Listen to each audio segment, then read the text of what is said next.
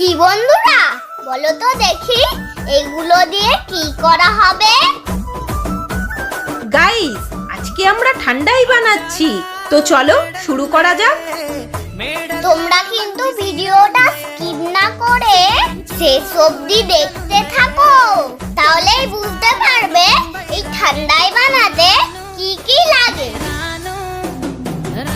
প্রয়োজন মতো দুধ নিয়ে তাতে ডাবের জল, কিছু সিজনাল ফল কুচি, সাথে কাজু পেস্ট, কিশমিশ পেস্ট, খেজুর পেস্ট, প্রয়োজন মতো নারকেল পেস্ট ও পেস্ট করা কলা নিয়ে তাতে কনডেন্স মিল্ক অ্যাড করে ভালোভাবে পুরোটা মিক্স করলেই রেডি হয়ে যাবে এই সুস্বাদু ঠান্ডাই। তোমরা কারা কারা এই বছরের দোলে এটা ট্রাই করেছো আমাকে জানাতে ভুলো না কিন্তু।